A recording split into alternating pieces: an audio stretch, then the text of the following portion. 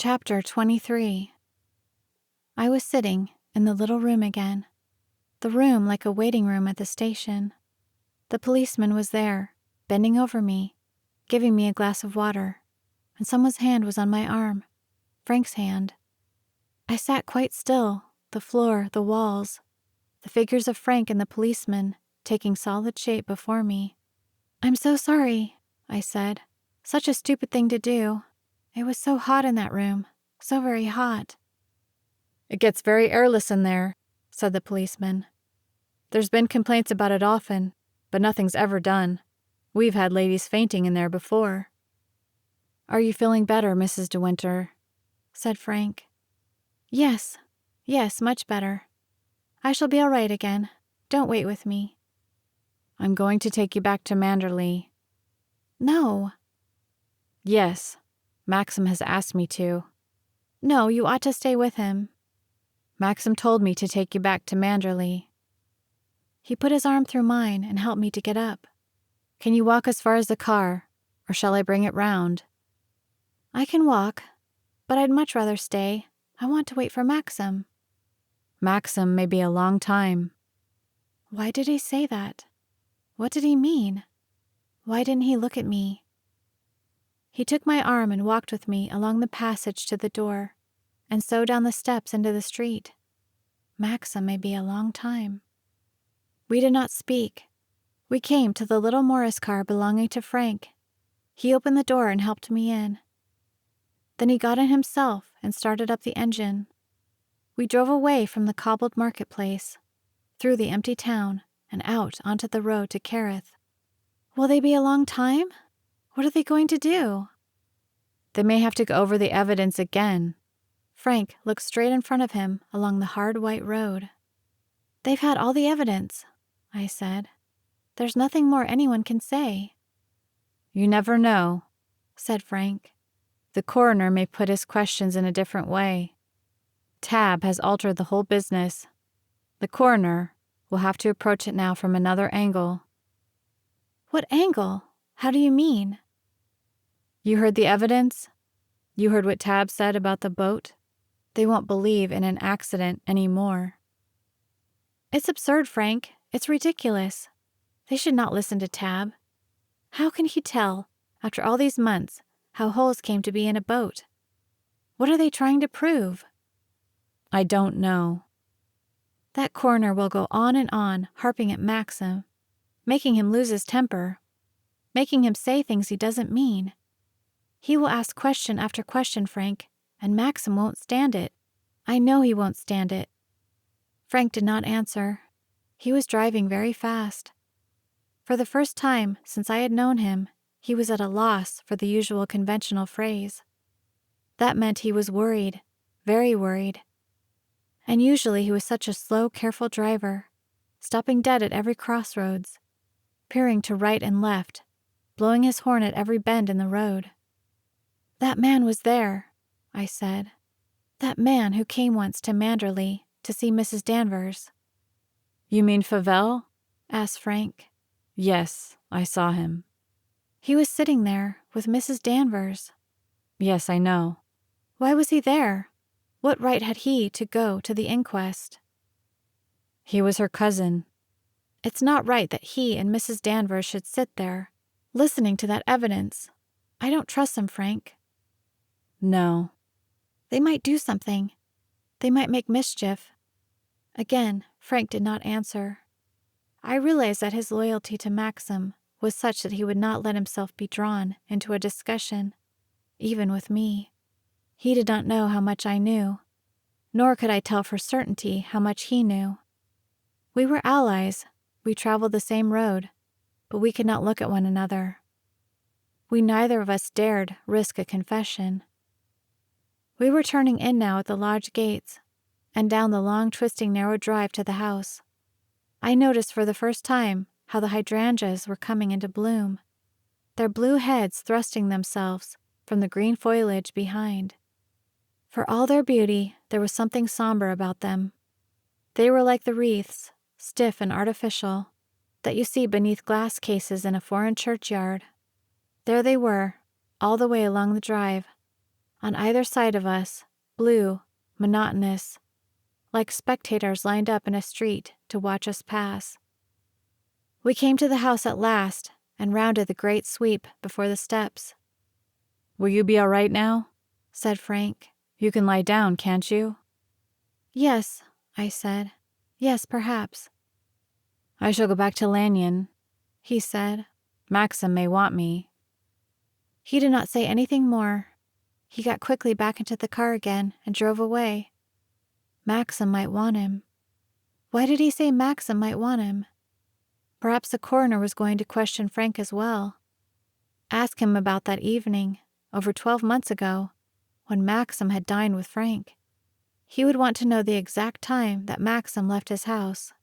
He would want to know if anybody saw Maxim when he returned to the house, whether the servants knew that he was there, whether anybody could prove that Maxim went straight up to bed and undressed. Mrs. Danvers might be questioned. They might ask Mrs. Danvers to give evidence, and Maxim, beginning to lose his temper, beginning to go white. I went into the hall. I went upstairs to my room and lay down upon my bed, even as Frank had suggested. I put my hands over my eyes. I kept seeing that room and all the faces. The lined, painstaking, aggravating face of the coroner. The golden pince-nez on his nose. I don't conduct this inquiry for my own amusement. His slow, careful mind, easily offended. What were they all saying now? What was happening? Suppose in a little while Frank came back to Manderley alone. I did not know what happened. I did not know what people did. I remembered pictures of men in the papers, leaving places like that and being taken away. Suppose Maxim was taken away. They would not let me go to him. They would not let me see him. I should have to stay here at Manderley, day after day, night after night, waiting, as I was waiting now. People like Colonel Julian being kind. People saying, "You must not be alone. You must come to us." The telephone, the newspapers, the telephone again. "No, Mrs. De Winter can't see anyone. Mrs. De Winter has no story to give the County Chronicle." And another day, and another day. Weeks that would be blurred and non-existent. Frank at last taking me to see Maxim. He would look thin, queer, like people in hospital. Other women had been through this, women I had read about in the papers. They sent letters to the Home Secretary, and it was not any good. The Home Secretary always said that justice must take its course. Friends sent petitions too. Everybody signed them. But the Home Secretary could never do anything. And the ordinary people who read about it in the papers said, "Why should the fellow get off? He murdered his wife, didn't he? What about the poor, murdered wife?" This sentimental business about abolishing the death penalty simply encourages crime. This fellow ought to have thought about that before he killed his wife. It's too late now. He will have to hang for it, like any other murderer. And serve him right, too. Let it be a warning to others. I remember seeing a picture on the back of a paper once of a little crowd collected outside a prison gate, and just after 9 o'clock a policeman came and pinned a notice on the gate for the people to read. The notice said something about the sentence being carried out. Sentence of death was carried out this morning at 9 o'clock. The governor, the prison doctor, and the sheriff of the county were present. Hanging was quick. Hanging did not hurt. It broke your neck at once.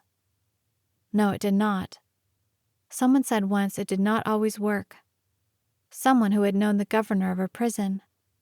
They put that bag over your head, and you stand on the little platform, and then the floor gives way beneath you. It takes exactly 3 minutes to go from the cell to the moment you are hanged. No, 50 seconds, someone said. No, that's absurd. It could not be 50 seconds.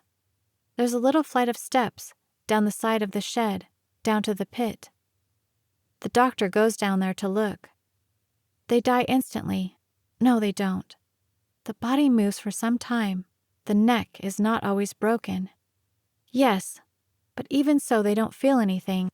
Someone said they did.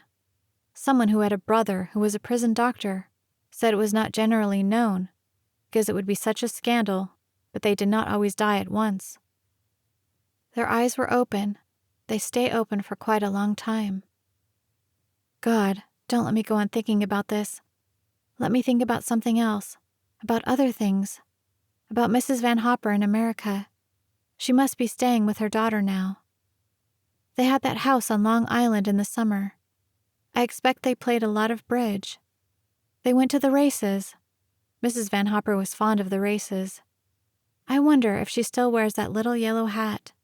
It was too small for her. Much too small on that big face. Mrs. Van Hopper sitting about in the garden of that house on Long Island, with novels and magazines and papers on her lap. Mrs. Van Hopper putting up her lorgnette and calling to her daughter. Look at this, Helen. They say Max de Winter murdered his first wife. I always did think there was something peculiar about him. I warned that fool of a girl she was making a mistake, but she wouldn't listen to me. Well, she's cooked her goose now, all right. I suppose I'll make her a big offer to go on the pictures. Something was touching my hand. It was Jasper.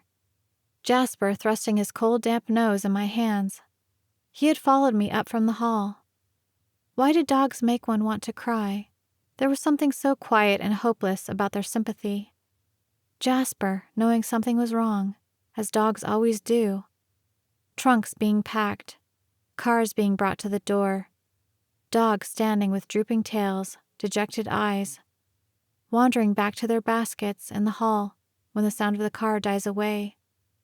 I must have fallen asleep because I woke suddenly with a start and heard that first crack of thunder in the air. I sat up. The clock said 5. I got up and went to the window.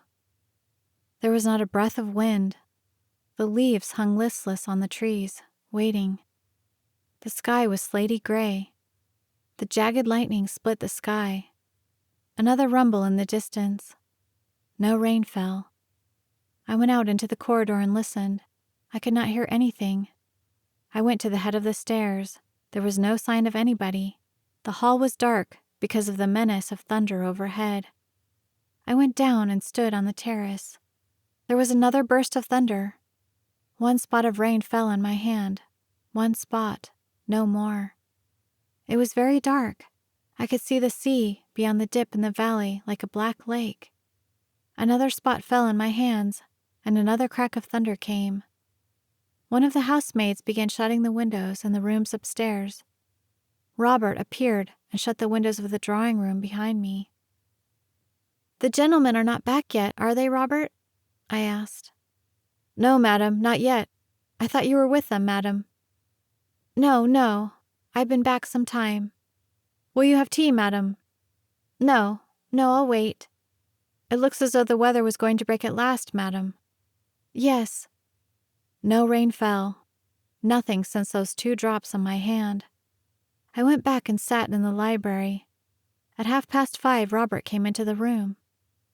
"The car has just driven up to the door now, madam," he said. "Which car?" "Mr. De Winter's car, madam," he said. "Is Mr. De Winter driving it himself?" "Yes, madam. I tried to get up, but my legs were things of straw. They would not bear me. I stood leaning against the sofa. My throat was very dry. After a minute, Maxim came into the room. He stood just inside the door. He looked very tired, old. There were lines at the corner of his mouth I had never noticed before. "It's all over," he said. I waited. Still I could not speak or move towards him. "Suicide," he said, "without sufficient evidence to show the state of mind of the deceased. They were all at sea, of course. They did not know what they were doing." I sat down on the sofa. "Suicide," I said. "But the motive? Where was the motive?" "God knows," he said. "They did not seem to think a motive was necessary. Old Horridge, peering at me, wanted to know if Rebecca had any money troubles. Money troubles, God in heaven." He went and stood by the window, looking out at the green lawns. "It's going to rain," he said. "Thank God it's going to rain at last." "What happened?" I said. "What did the coroner say? Why have you been there all this time?" "He went over and over the same ground again," said Maxim. "Little details about the boat that no one cared about. Were the seacocks hard to turn on? Where exactly was the first hole in relation to the second? What was ballast? What effect upon the stability of the boat would the shifting of the ballast have? Could a woman do this unaided? Did the cabin door shut firmly? What pressure of water was necessary to burst open a door? I thought I should go mad. I kept my temper, though. Seeing you there by the door made me remember what I had to do. If you had not fainted like that, I should never have done it. It brought me up with a jerk. I knew exactly what I was going to say. I faced Horridge all the time. I never took my eyes off his thin, pernickety little face and those gold-rimmed pince-nez. I shall remember that face of his to my dying day. I'm tired, darling. So tired I can't see, or hear, or feel anything." He sat down on the window seat. He leant forward, his head in his hands. I went and sat beside him. In a few minutes Frith came in, followed by Robert, carrying the table for tea. The solemn ritual went forward as it always did, day after day. The leaves of the table pulled out, the laying of the snowy cloth, the putting down of the silver teapot and the kettle with a little flame beneath, scones, sandwiches, 3 different sorts of cake. Jasper sat close to the table, his tail thumping now and again upon the floor, his eyes fixed expectantly on me. It's funny, I thought, how the routine of life goes on. Whatever happens, we do the same things. Go through the little performance of eating, sleeping, washing. No crisis can break through the crust of habit. I poured out Maxim's tea. I took it to him on the window seat, gave him a scone, and buttered one for myself. "Where's Frank?" I asked. "He had to go and see the vicar. I would have gone too, but I wanted to come straight back to you. I kept thinking of you, waiting here, all by yourself, not knowing what was going to happen." "Why the vicar?" I said. "Something has to happen this evening," he said. "Something at the church." I stared at him blankly. Then I understood. They were going to bury Rebecca. They were going to bring Rebecca back from the mortuary. "It's fixed for 6:30, he said. "No one knows but Frank and Colonel Julian and the vicar and myself. There won't be anyone hanging about. This was arranged yesterday. The verdict doesn't make any difference."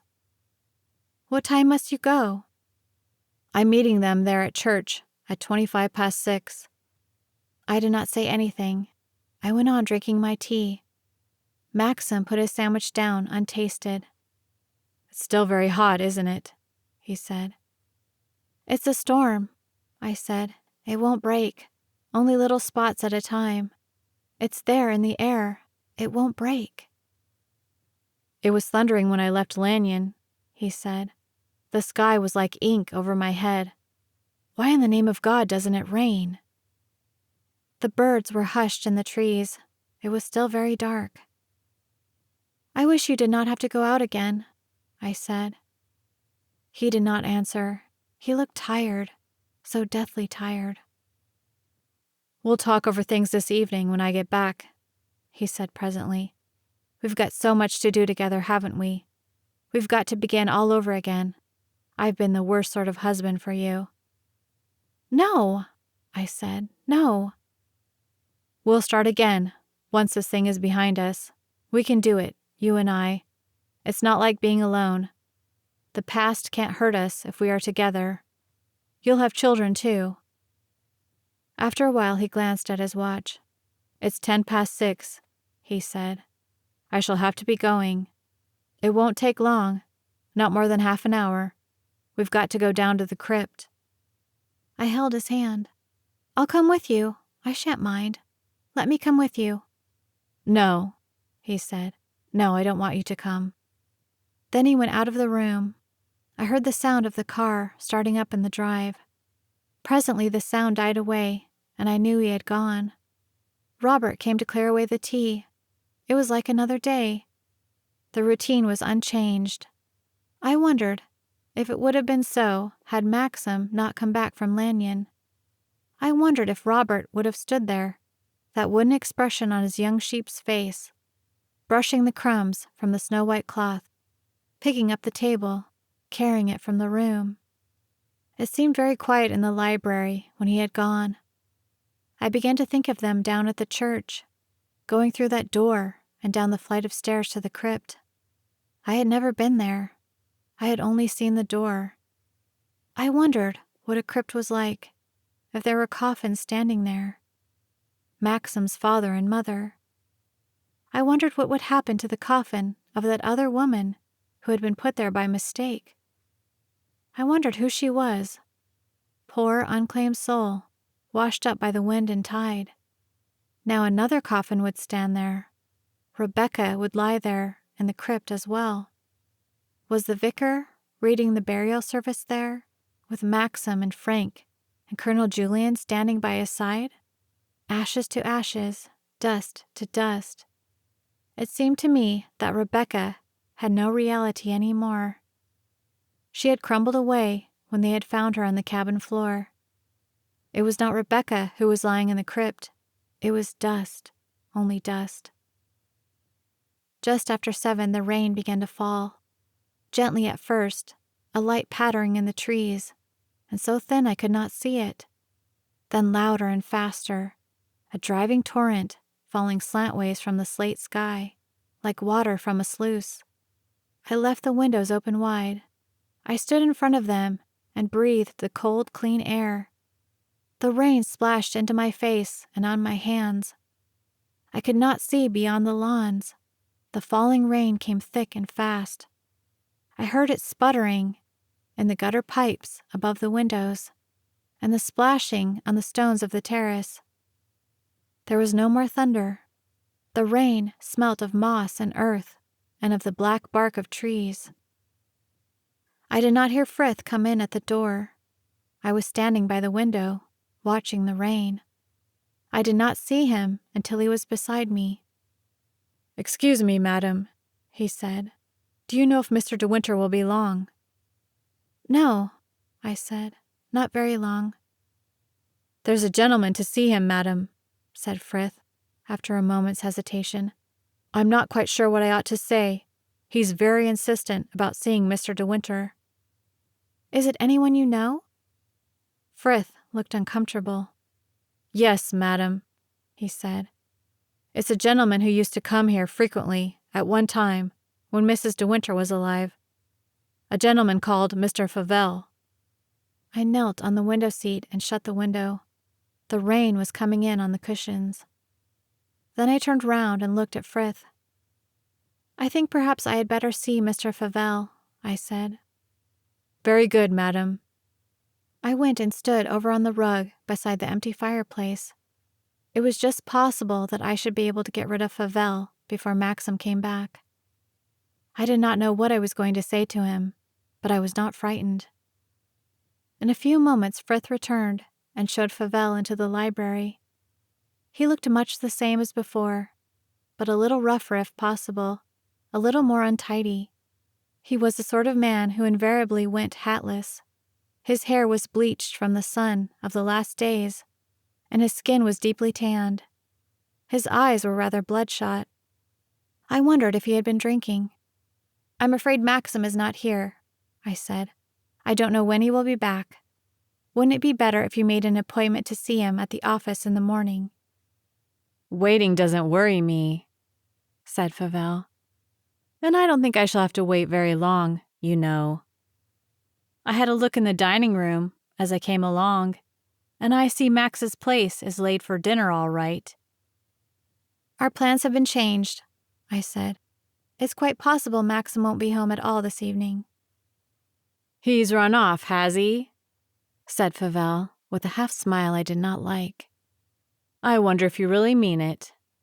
Of course, under the circumstances, it's the wisest thing he can do. Gossip is an unpleasant thing to some people. It's more pleasant to avoid, isn't it?" "I don't know what you mean," I said. "Don't you?" he said. Oh, come. You don't expect me to believe that, do you? Tell me, are you feeling better? Too bad, fainting like that at the inquest this afternoon. I would have come and helped you out, but I saw you had one knight errant already. I bet Frank Crawley enjoyed himself. Did you let him drive you home? You wouldn't let me drive you 5 yards when I offered to. What do you want to see Maxim about? I asked. Favel leant forward to the table and helped himself to a cigarette. You don't mind my smoking, I suppose, he said. It won't make you sick, will it? One never knows with brides. He watched me over his lighter. You've grown up a bit since I last saw you, haven't you? He said. I wonder what you have been doing. Leading Frank Crawley up the garden path? He blew a cloud of smoke in the air. I say, do you mind asking old Frith to get me a whiskey and soda? I did not say anything. I went and rang the bell. He sat down on the edge of the sofa, swinging his legs, that half smile on his lips. Robert answered the bell. A whiskey and soda for Mr. Favel, I said. Well, Robert, said Favel, I haven't seen you for a very long time. Still breaking the hearts of the girls in Carith? Robert flushed. He glanced at me, horribly embarrassed. All right, old chap. I won't give you away. Run along, get me a double whiskey, and jump on it. Robert disappeared. Favel laughed, dropping ash all over the floor. I took Robert out once on his half-day, he said. Rebecca bet me a $5 I wouldn't ask him. I won my $5 all right. Spent one of the funniest evenings of my life. Did I laugh? Oh boy. Robert on the razzle takes a lot of beating, I tell you. I must say he's got a good eye for a girl. He picked the prettiest of the bunch we saw that night. Robert came back again with a whiskey and soda on a tray. He looked very red, very uncomfortable. Favel watched him with a smile as he poured out his drink, and then he began to laugh, leaning back on the arm of the sofa. He whistled the bar of a song, watching Robert all the time. That was the one, wasn't it? He said. That was the tune? Do you still like ginger hair, Robert? Robert gave him a flat, weak smile. He looked miserable. Favel laughed louder still. Robert turned and went out of the room. Poor kid, said Favel. I don't suppose he's been on the loose since. That old Frith keeps him on a leading string. He began drinking his whiskey and soda, glancing round the room, looking at me every now and then, and smiling. I don't think I shall mind very much if Max doesn't get back to dinner, he said. What say you? I did not answer. I stood by the fireplace, my hands behind my back. You wouldn't waste that place at the dining room table, would you? He said. He looked at me, smiling still, his head on one side. Mr. Favel, I said, I don't want to be rude, but as a matter of fact, I'm very tired. I've had a long and fairly exhausting day. If you can't tell me what you want to see Maxim about, it's not much good you're sitting here. You had far better do as I suggest and go round to the estate office in the morning. He slid off the arm of the sofa and came towards me, his glass in his hand. No, no, he said. No, don't be a brute. I've had an exhausting day too. Don't run away and leave me. I'm quite harmless, really I am. I suppose Max has been telling tales about me to you. I did not answer. You think I'm the big, bad wolf, don't you? He said. But I'm not, you know. I'm a perfectly ordinary, harmless bloke. And I think you are behaving splendidly over all this. Perfectly splendidly. I take my hat off to you, I really do. This last speech of his was very slurred and thick. I wished I had never told Frith I would see him. You come down here to Manderley, he said, waving his arm vaguely. You take on all this place, meet hundreds of people you've never seen before. You put up with old Max and his moods. You don't give a fig for anyone, You just go your own way.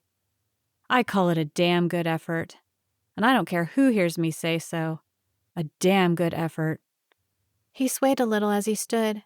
He steadied himself, put the empty glass down on the table. This business has been a shock to me, you know, he said. A bloody awful shock. Rebecca was my cousin. I was damn fond of her. Yes, I said. I'm very sorry for you. We were brought up together, he went on. Always tremendous pals. Liked the same things, the same people. Laughed at the same jokes. I suppose I was fonder of Rebecca than anyone else in the world. And she was fond of me. All this has been a bloody shock. Yes, I said. Yes, of course.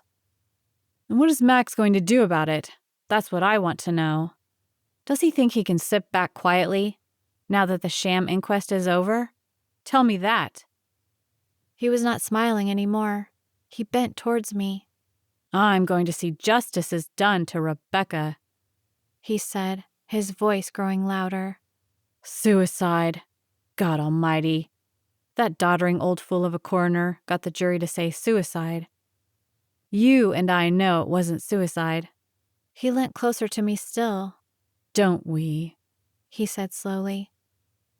The door opened and Maxim came into the room, with Frank just behind him. Maxim stood quite still, with the door open, staring at Favel. What the hell are you doing here? He said. Favel turned round, his hands in his pockets. He waited a moment, and then he began to smile. As a matter of fact, Max, old chap, I came to congratulate you on the inquest this afternoon. Do you mind leaving the house? Said Max. Or do you want Crawley and me to chuck you out? Steady a moment, said Favel. He lit another cigarette and sat down once more on the arm of the sofa. You don't want Frith to hear what I'm going to say, do you? He said. Well, he will, if you don't shut that door. Maxim did not move. I saw Frank close the door very quietly. Now listen here, Max, said Favel. You've come very well out of this affair, haven't you? Better than you ever expected. Oh, yes. I was in the court this afternoon, and I dare say you saw me. I was there from start to finish. I saw your wife faint at a rather critical moment, and I don't blame her. It was touch and go then, wasn't it, Max? What way the inquiry would go? Luckily for you, it went the way it did. You hadn't squared those thick-headed fellows who were acting jury, had you? It looked damn like it to me. Maxim made a move towards Favel, but Favel held up his hand. Wait a bit, can't you? He said. I haven't finished yet. You realize, don't you, Max, old man, that I can make things damned unpleasant for you, if I choose. Not only unpleasant, but shall I say, dangerous. I sat down on the chair beside the fireplace. I held the arms of the chair very tight. Frank came over and stood behind the chair. Still, Maxim did not move. He never took his eyes off Favel. Oh, yes? He said. In what way can you make things dangerous?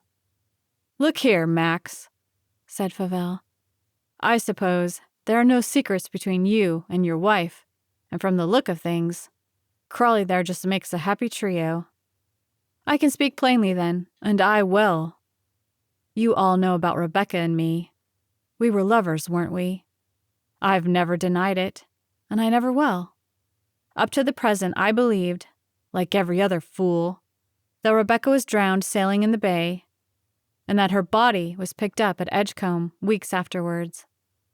It was a shock to me then, a bloody shock.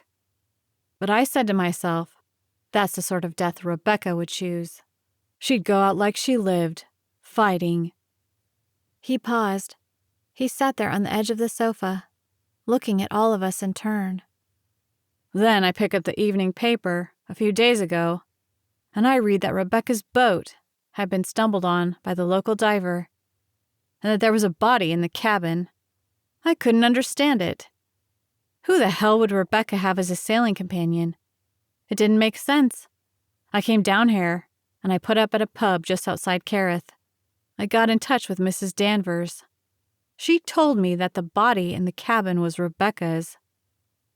Even so, I thought like everyone else that the first body was a mistake, and Rebecca had somehow got shut in the cabin when she went to fetch a coat. Well, I attended that inquest today, as you know, and everything went smoothly, didn't it? Until Tab gave his evidence. But after that, well, Max, old man, what have you got to say about those holes in the floorboards and those seacocks turned full on? Do you think, said Maxim slowly, that after those hours of talk this afternoon, I'm going into it again with you? You heard the evidence and you heard the verdict. It satisfied the coroner, and it must satisfy you. Suicide, eh? Said Favell. Rebecca committing suicide. The sort of thing she would do, wasn't it? Listen, you never knew I had this note, did you? I kept it because it was the last thing she ever wrote to me. I'll read it to you. I think it will interest you. He took a piece of paper out of his pocket. I recognized that thin, pointed, slanting hand. I tried to ring you from the flat, but could get no answer. He read. I'm going down to Manders right away. I shall be at the cottage this evening, and if you get this in time, will you get the car and follow me? I'll spend the night at the cottage and leave the door open for you. I've got something to tell you, and I want to see you as soon as possible. Rebecca. He put the note back in his pocket. That's not the sort of note you write when you're going to commit suicide, is it? He said.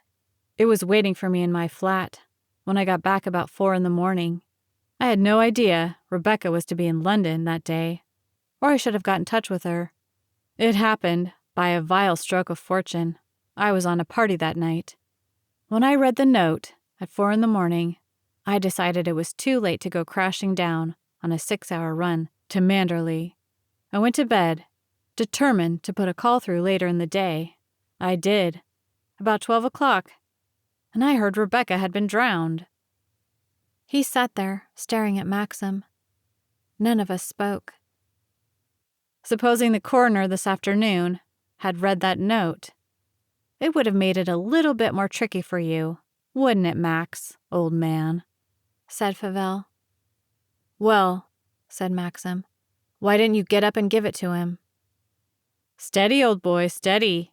No need to get rattled. I don't want to smash you, Max. God knows you've never been a friend to me.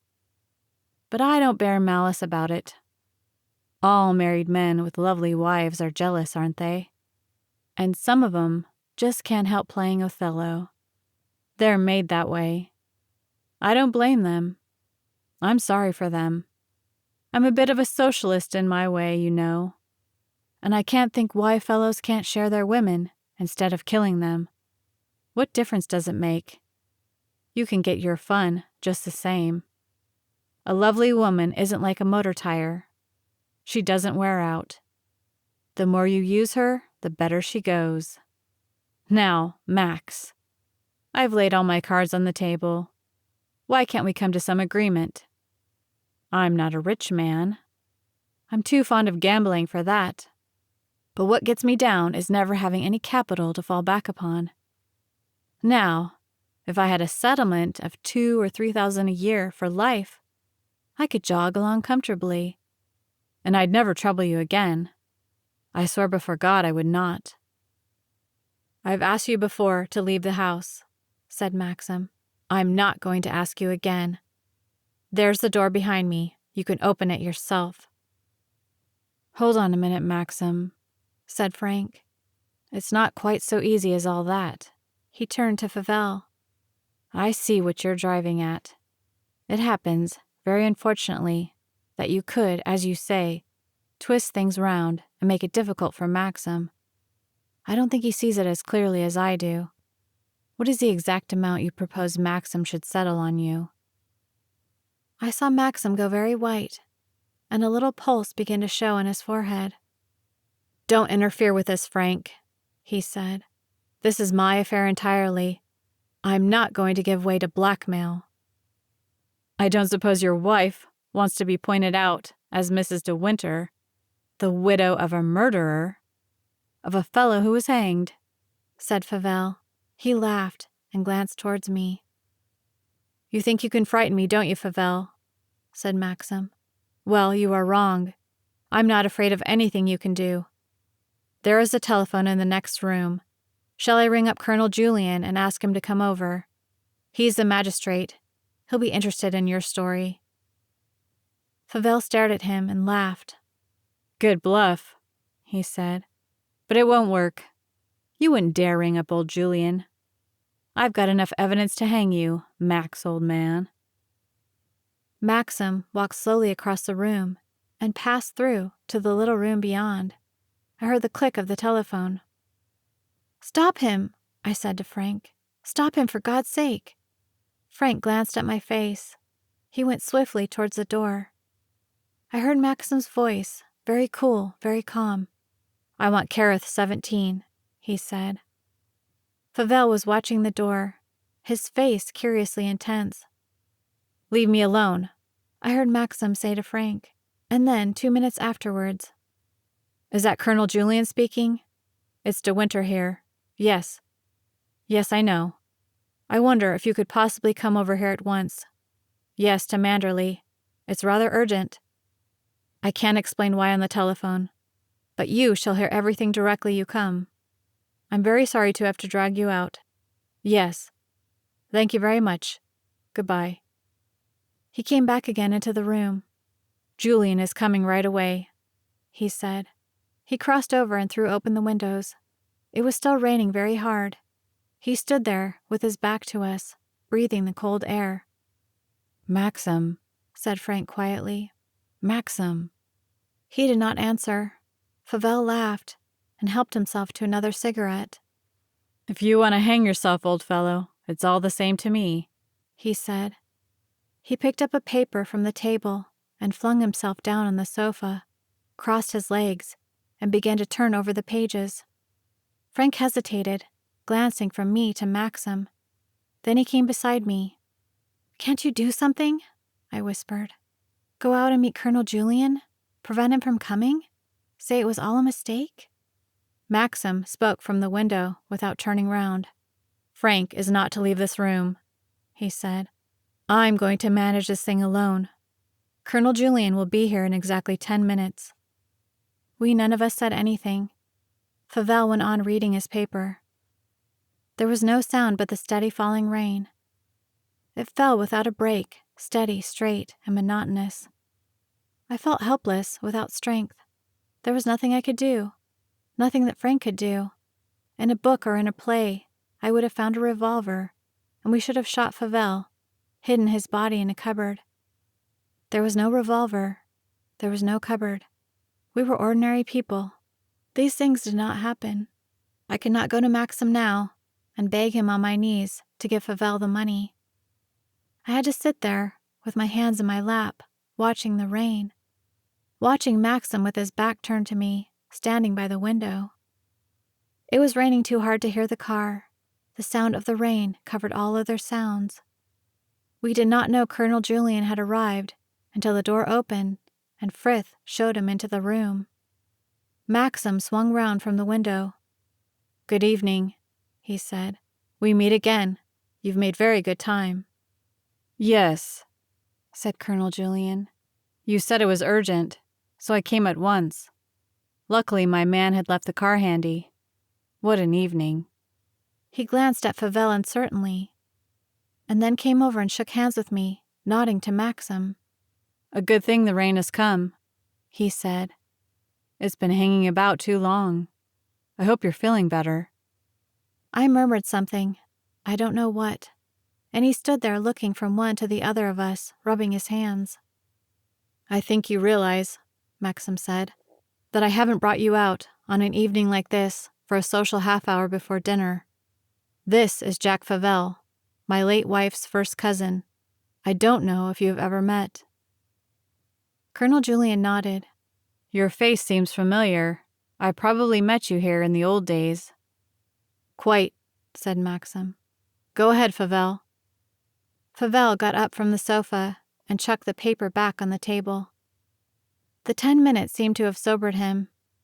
He walked quite steadily. He was not smiling any longer. I had the impression that he was not entirely pleased with the turn in the events, and he was ill-prepared for the encounter with Colonel Julian. He began speaking in a loud, rather domineering voice. "Look here, Colonel Julian," he said. "There's no sense in beating about the bush. The reason why I'm here is that I'm not satisfied with the verdict given at the inquest this afternoon." "Oh?" said Colonel Julian. "Isn't that for Mr. De Winter to say, not you?" "No, I don't think it is," said Fauvel. "I have a right to speak, not only as Rebecca's cousin, but as her prospective husband, had she lived." Colonel Julian looked rather taken aback. "Oh," he said. "Oh, I see. That's rather different. Is this true, De Winter?" Maxim shrugged his shoulders. "It's the first I've heard of it," he said. Colonel Julian looked from one to the other doubtfully. "Look here, Fauvel," he said. "What exactly is your trouble?" Fauvel stared at him a moment. I could see he was planning something in his mind, and he was still not sober enough to carry it through. He put his hand slowly in his waistcoat pocket and brought out Rebecca's note. This note was written a few hours before Rebecca was supposed to have set out on that suicidal sail. Here it is. I want you to read it and say whether you think a woman who wrote that note had made up her mind to kill herself. Colonel Julian took a pair of spectacles from a case in his pocket and read the note. Then he handed it back to Fauvel. "No," he said. "On the face of it, no. But I don't know what the note refers to. Perhaps you do, or perhaps De Winter does." Maxim did not say anything. Fauvel twisted the piece of paper in his fingers, considering Colonel Julian all the while. "My cousin made a definite appointment in that note, didn't she?" he said. "She deliberately asked me to drive down to Manderley that night because she had something to tell me. What it actually was, I don't suppose we shall ever know, but that's beside the point. She made the appointment, and she was to spend the night in the cottage on purpose to see me alone. The mere fact of her going for a sail never surprised me. It was the sort of thing she did, for an hour or so, after a long day in London. But to plug holes in the cabin and deliberately drown herself, the hysterical impulsive freak of a neurotic girl, oh no, Julian, by Christ, no." The color had flooded into his face, and the last words were shouted. His manner was not helpful to him, and I could see, by the thin line of Colonel Julian's mouth, that he had not taken to Fauvel. "My dear fellow," he said, "it's not the slightest use your losing your temper with me. I'm not the coroner who conducted the inquiry this afternoon, nor am I a member of the jury who gave the verdict. I'm merely the magistrate of the district. Naturally, I want to help you all I can, and De Winter too. You say you refuse to believe your cousin committed suicide. On the other hand, you heard, as we all did, the evidence of the boat builder. The seacocks were open, the holes were there. Very well. Suppose we get to the point. What do you suggest really happened?" Fauvel turned his head and looked slowly towards Maxim. He was still twisting the note between his fingers. "Rebecca never opened those seacocks, nor split the holes in the planking.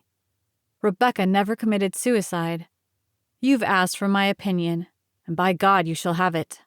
Rebecca was murdered. And if you want to know who the murderer is, why, there he stands, by the window there, with that goddamn superior smile on his face.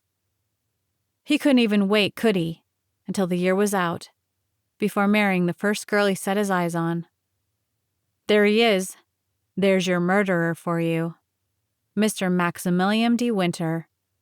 Take a good long look at him. He'd look well hanging, wouldn't he?" And Fauvel began to laugh, the laugh of a drunkard, high-pitched, forced, and foolish, and all the while twisting Rebecca's note between his fingers.